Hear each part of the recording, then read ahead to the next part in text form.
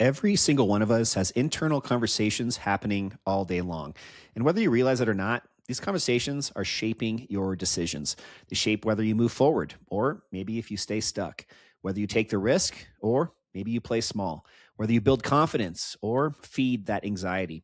The problem is, most people don't know how to identify the voice that they're listening to because inside your head, there are usually three voices competing for control: the critic, the comforter, and the coach. And whichever one is loudest usually wins. So today, on a brand new episode of the Pursuit of Progress podcast, my co-host Ben and I want to break down what each of these three voices sounds like, how it affects your progress, and how to strengthen the one that actually moves your life forward. Let's just jump right into it on a brand new episode. Ben, what is up? Oh, so glad to be back for another impactful episode. Now, let me ask you this. Have you heard your own critic, comforter, and coach?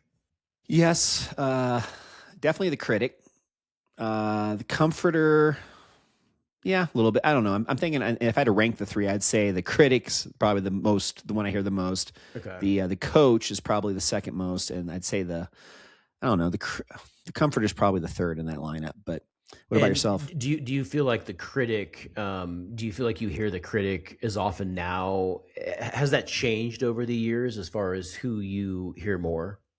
Yeah, I'd say the critic has rose to the top mainly just because of social media and this crazy world we live in where everything is such a comparison. You know, you're looking at everybody's highlight reels and thinking, why am I not further along and like this other person is? Or, you're just always kind of analyzing or comparing yourself to others. And for me, that's where the critic comes in. What about yourself? Yeah, I mean, I'm definitely guilty of that critic inner voice. I feel like as I've gotten a little bit older and matured, I have more of a balance with that.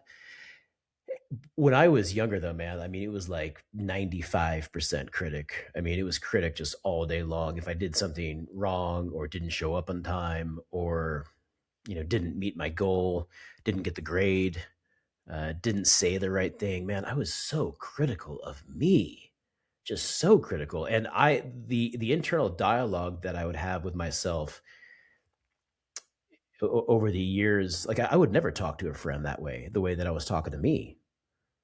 Just very like condescending, very critical. And I think you're right. I think we still, all of us still have those things. And I notice the critic a little bit. What really drives my critic coming out is when I feel like I am under the gun from like a timing perspective, or if I'm running late. And you're probably laughing because, most mornings I'm late to the gym, like 5 or 7 minutes. But I'm like, why am I running late or dropping the kids off to school? Just that critic will come out. So let's talk about the critic first. The critic is the voice that most people know very well because it's usually the loudest. The critic says you're behind, you're not ready, you'll fail, you're not good enough. It's constant self-judgment, comparison, and negative loops. The critic is often disguised as realism, but it creates hesitation, low confidence, and overthinking. The critic doesn't protect your future, it paralyzes it. Now, as I've gotten a little bit older, I've had different mentors and I've done a lot of coaching. I've had relationship coaching, business coaching, and I've learned to really value kind of the coach voice a little bit more as well. And I wouldn't like, for me, I wouldn't call it a comforter. I'd call it more of a friend. Like, how would I, like, if I saw a friend kind of going through a difficult time or a challenge, that's kind of like what my comforter is. Like, how would I talk to that person? Like, I try and build them up, reinforce them. Let's try again tomorrow. Let's put a plan together.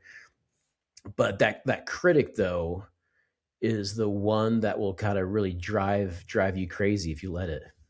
Yeah, I think the comforter and the critic, they're friends with each other, yet they're also kind of the opposite of one another. So that, the critic beats you up. The comforter is the one that just talks you out of growing. The comforter is the one that's saying, it's okay, maybe later. Don't stress about it. Just Okay. relax tonight. Okay. Wait until the timing is a little bit better. It sounds kind, it sounds reasonable, but that constantly is also justifying just inaction and just not doing anything about it. The Yeah. critic's the one that creates the fear.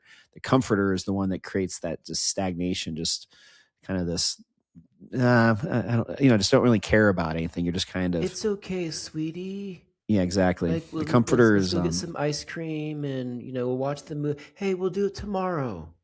exactly. It's dangerous because it sounds supportive, but actually it's quietly really keeping you stuck. Okay. I was misinterpreting that. I was thinking more of like a friend. Like, how is a friend going to build somebody up? But you're absolutely right, though.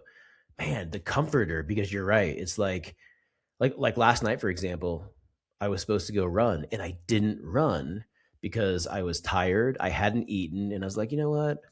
Maybe I'll just do more tomorrow. I'll just run like a little extra tomorrow, and I won't run tonight. It's that voice. It's that comforter, man. What you needed that third voice, the coach, to step in at that point.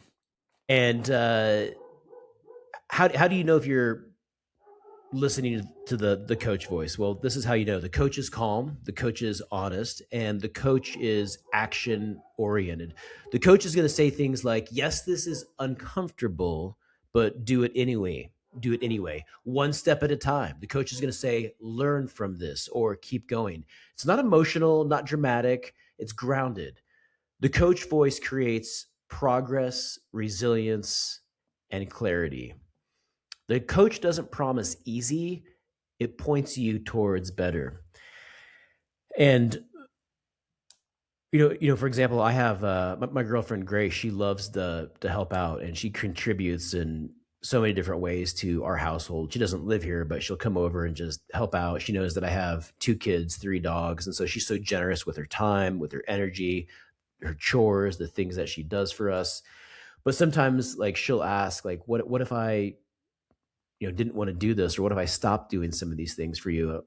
And like, first of all, it's like, I don't necessarily even want you doing these things, because I don't feel like it's fair for me to even ask you. And I don't ask you, I don't ask her to do those things. She just does them out of the goodness of her heart. But at the same time, I always share with her, it's like, it's not necessarily about what I want. It's about what needs to get done. And so if you stop doing those things, although I appreciate them immensely, I would, we would still need to get them done, and I would find a way to get those done. Yeah. I like that. I kind of like just to share one more thing on my end before we wrap this one up, just about how, most people are actually being run by the wrong 2 voices. And that seems pretty obvious after what we've been talking about. But, most people spend their entire day just bouncing between the 2, which are self-criticism and self-comfort. The critic, again, it's saying you're failing, you're doing a bad job. The comforter is saying, oh, don't worry about it. Just avoid any of that discomfort. And what that happens between those 2 voices is nothing, no movement. The cycle creates overthinking, guilt, definitely a lack of confidence, and very, very little actual progress. So just really, I think being able to understand, and this is something that takes probably a lot of time. I'm speaking this from not a place of being an expert at this, but being able to identify this within your head when these voices are in your head talking, being able to at least identify them and then be able to tell that voice, nope, not today. I'm going to, do what it needs to be done. I'm going to listen to that coach voice and not these other 2. Me and coach. So how do you strengthen the coach voice? Well, the coach voice does not become louder by accident. It's one of those voices and mentalities that you have to build. There's really 3 practical ways that you can build your coach voice: journaling and awareness. That's a great way to build out the habit and make that coach voice louder, become more aware of what your thoughts are, put those on paper, catch the voice in real time. Let me ask you this. Do you ever talk to yourself out loud? Or like Not often. have conversations with yourself out loud?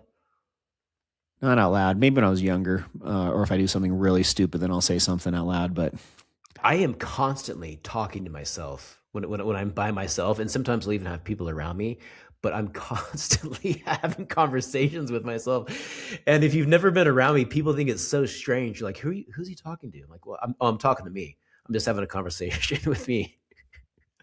But it's awesome. Ironically, that's a sign of geniuses. Geniuses have conversations with themselves out loud. I had to throw that in there. Another way is to ask, what would the disciplined version of me do? That's why I think it's so important to have this like vision of yourself. Like, who do you want to become? What do you want your life to look like? What kind of life do you want to have? And really imagine and envision what you would look like. And ask yourself, what does that version of me do? How does that version of me behave? You also want to make sure that you're keeping promises to yourself because evidence builds coaching authority. So if you're constantly keeping promises to yourself, you're going to become more confident and you're going to have that authority. And that's one thing that I always say to my kids is you're going to become a strong, powerful, resilient person when you can develop that discipline and commitment. It doesn't mean that you're going to be the best, but you are going to be a powerful, resilient person who can overcome a tremendous amount of adversity.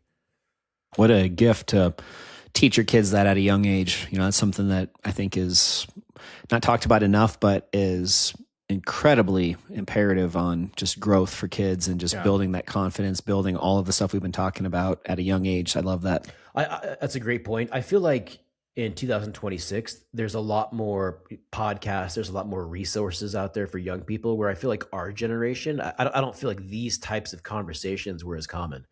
And I don't think there were as many like role model. It doesn't mean that the role models weren't there, but maybe they were not there as intentional as some of the outlets and resources are in today. And so one thing that I'll talk to some of my friends who have kids, and especially my brother, is that we've already gone and kind of blazed this initial trail for our families. We've gone through some of the adversity, the difficult times. We're laying a foundation, and now our kids, they don't have to go through those same challenges and hurdles. They can get further. I always feel like I'm going like into the jungle in the Amazon. We're having to like get the machete out and like weed whack the path. And that path has already been trailblazed, like the first 100 miles maybe. And so they can get on that path and go down that first 100 miles. And then it's going to be up to them to trailblaze the next 100 miles for their family and the next generation. And that's kind of going back to your theme about compounding and building. That's one way where families can grow and build and compound over generations. Yeah, very much true. Let's just talk about one last thing before we wrap this up, just how this can really matter in real life. Again, if any of you guys are listening or watching on YouTube and you're an aspiring homeowner, we're both obviously in real estate, so that's what we talk about on a lot of our other episodes. But really, regardless of where you're trying to get better or just maybe dealing with some of these voices in your head, regardless of wherever you are in your life, the voice you listen to determines the life you're going to build. So whether it be buying a home, starting a business, having a really hard conversation with somebody you love, maybe health goals like Ben was talking about earlier, that critic voice, they're just going to straight up say no. That comforter voice, they're going to tell you, well, just do it later. And the coach is going to be telling you to move, take action. So the biggest changes come from obeying that coach voice more often. So just really be intentional about listening to those thoughts in your mind, listen to those voices, and anything that sounds like it maybe is a critic or a comforter, just do your best to limit what you're doing when they talk and focus on that coach voice. That's right. You're going to hear from all three voices this week. That's normal. The goal isn't to eliminate the critic or the comforter overnight. The goal is to stop handing them their steering wheel. So listen for the coach, strengthen the coach, be more aware of the coach, and let that coach voice become the voice that starts making more of your decisions. We'll see you guys next week on the Pursuit of Progress podcast. I'm Ben Adams for Adam Lang. We love you guys. We'll see you next week. Catch you next time.